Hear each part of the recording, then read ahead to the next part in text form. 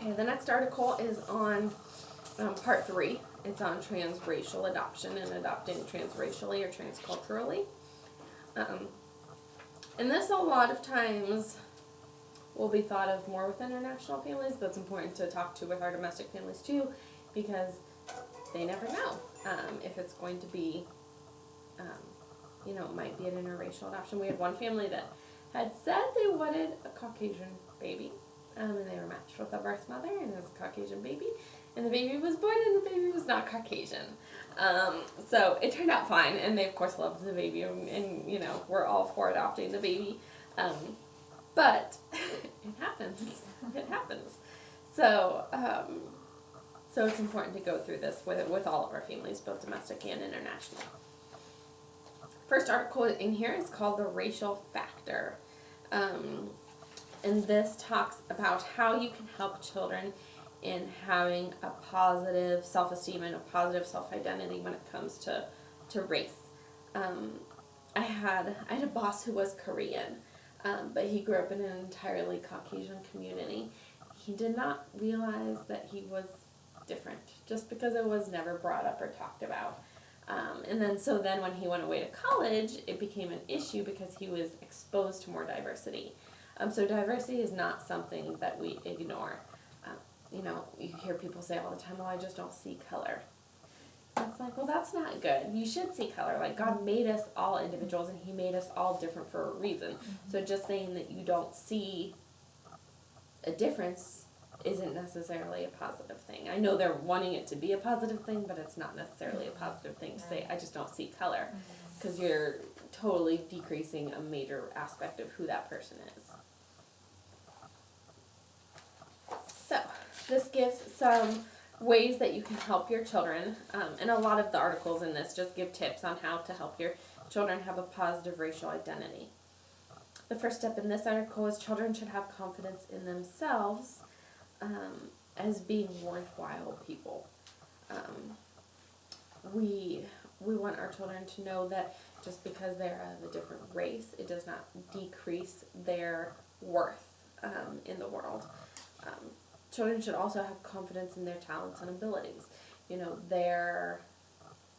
have to be careful, especially with talents and abilities, in leaning towards stereotypes of different races. Because, of course, like the black race, you're going to assume sports and athletics and that kind of thing. That's a stereotype that we have in our culture.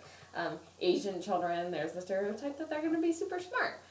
So there's these stereotypes. And so you have to be really cautious in figuring out what your child's desires and interests are and focusing on that, not just focusing on what the stereotype might be. Children should have a positive attitude towards adoption. Adoption should always be something that is talked about within your family, just so that your child knows that it's something we can talk about and it's not something that's hands-off as far as discussions go. The next one is children should be comfortable with their physical appearance. A good way to do this is to ensure that your children have exposure to people of the same race as them. If your child is black, make sure they have other positive role models in their life that are black. If they are Korean, make sure you're giving them exposure to other Korean people. Even if it's just something as simple as going to a Korean restaurant or going to a Korean church sometimes, just to have that experience. I always love it too when families can do things where they're the minority, where the parents are the minority and their child's in the majority. Just because it kind of flips the roles and helps the parents see it through their child's eyes, what it's like to be in the minority. Children should be comfortable with their heritage. I know I am guilty, and I know a lot of adoptive families are guilty with not exposing and educating their child to as much about their cultural heritage as they should. Because again, kind of going back to the intentionality thing, it's something that you have to be intentional about, because it doesn't come naturally to educate your child on a different culture that's different than your own, because you might be really ignorant about it as well. So having experiences where you can educate your child on their culture. Children should have a positive attitude toward planning for the future. We want them to know that their future is not based on what their race is. If they are they're black, there's not, and this goes back to the stereotypes, there's not specific things they have to do. If they're Asian, they don't have to be a doctor, even though that's a stereotype that we have, that, you know, a lot of doctors are Asian in the United States, that they can do whatever they want to do. Children should have the ability to handle racial incidents appropriately. And I'm not going to talk about that one right now because we're going to talk about it in this book a little later here. So, interracial families. This is a story that is given, and I'm not going to go through it just because, like I said, it's just a narrative, it's just a story, but it is good to read in your free time. So, the next article is one of my favorites. It is 7 tasks for parents, how you can help your child develop positive racial identity. Let's see, if you go to page, I think it starts on page 3. The 7 tasks do. Task 1 is to acknowledge the existence of prejudice, racism, and discrimination. If you act like prejudice and racism doesn't exist, then you're doing your child a disservice. Because at some point in your child's life, they're going to come in contact with prejudice or racism, probably more than you would like them to. So just acting like it doesn't exist is not the appropriate way to address it. Task 2 is to explain why the child's minority group is mistreated. And again, this is a good history lesson for your child, you know, on why their particular minority group might receive prejudice or racism. You know, a lot of times nowadays it's more geared towards Black and Hispanic cultures. I know, like in my grandma's day and age, World War II, it was the Asian culture was very much mistreated. So it kind of changes with generations and with what things look like, but it's good to provide your child with that history lesson of this is where we've come from, this is what's going on. You know, talk about news stories with your child if they're of the right age that involve racism or discrimination so they can understand. Task 3 is to provide the child with a repertoire of responses to racial discrimination. And this kind of goes with task 5, which is prepare the child for discrimination. Your child is always going to feel more confident and secure in a situation if they've already discussed that situation ahead of time. So if you have discussed ahead of time with your child how to respond when somebody treats you badly or you feel like you're being discriminated against, then they're going to feel empowered when that situation does occur to respond appropriately. Most kids that respond inappropriately is because they don't know how to respond. You know, Johnny calls them a bad name and they've never talked about that and don't know how to respond, they might punch Johnny in the face because they don't know how else to respond when they get upset. So empowering your child by preparing them. Task 4 is to provide the child with role models and positive contact with his or her minority community. Making sure that your child knows people that are of the same race as they are that they can look up to as positive role models. And this is important. I don't know if you watch the show This Is Us, but it's an adoptive family, and it's a black son and they're white. And so at one point in this past season, they were talking about how like they wanted their son to have positive black role models, that it just wasn't the white dad, that he needed black men to look up to too. So the dad takes him to an all-black father-son like taekwondo or karate class for him to participate in. So making sure that your child has people of their own ethnicity to look up to. Task 6, because I already talked about task 5. Task 6 is teaching the child the difference between responsibility to and for his or her minority group. This is especially important if their minority group might be discriminated against because of negative things that minority group has done in the past. For instance, back in the day, Japanese were looked down upon because of Pearl Harbor and everything going on with World War II. So if you had a Japanese child, they would probably receive some discrimination in that day and age.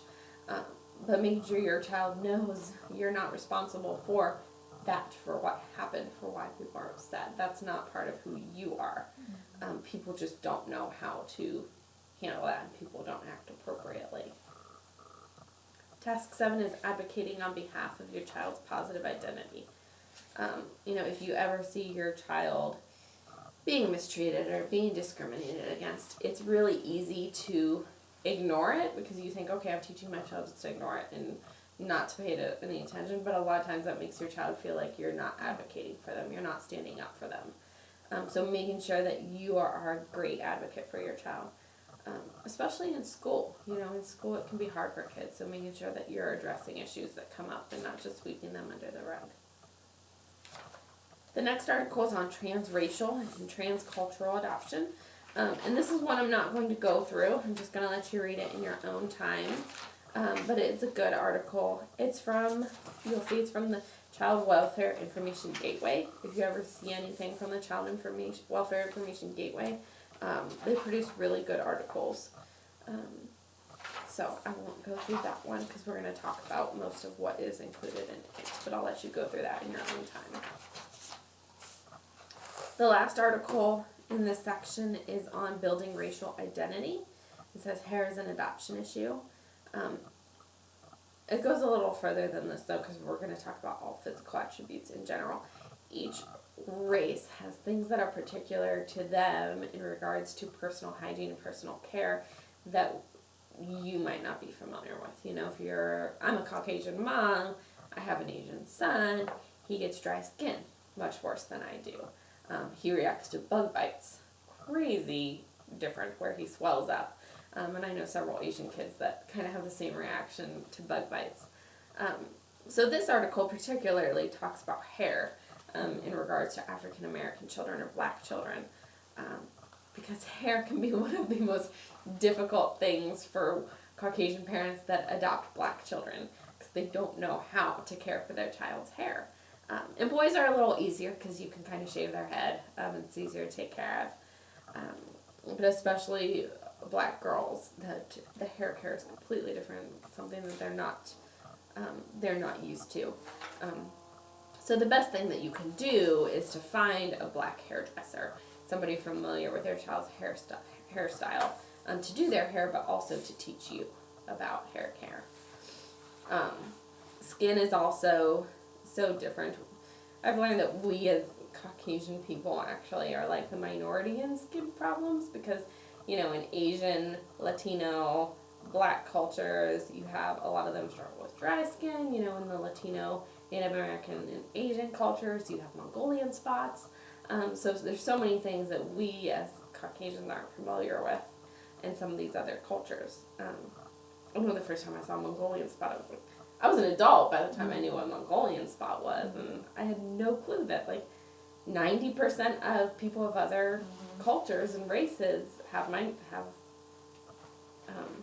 Mongolian spots. So I think in my family there's 5 grandkids, and my son's the only Caucasian one because my brother married a Japanese girl, and my little brother's son is Korean.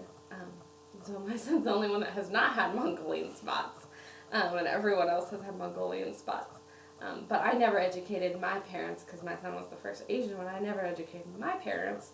And so then when they saw my brother's son's Mongolian spots, they freaked out. They said, why does he have these bruises on him? And we had to educate on what Mongolian spots are. So yes, hair care is important, as well as skin care for your child. Okay, and that's the end of that section.